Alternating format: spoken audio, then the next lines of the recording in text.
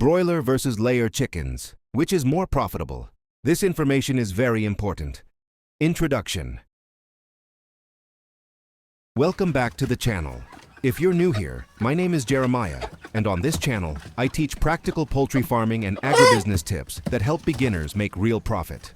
In today's video, we'll be comparing broiler chickens and layer chickens, so you can clearly understand which one is more profitable, especially if you are just starting out. Section 1. What are broilers and layers? Broilers are chickens raised mainly for meat.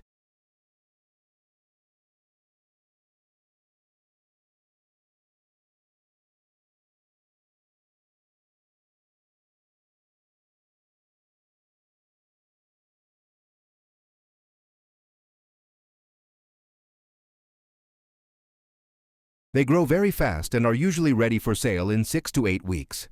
Layers, on the other hand, are raised mainly for egg production. They start laying eggs at around 18 to 20 weeks, and they can lay eggs for more than 1 year.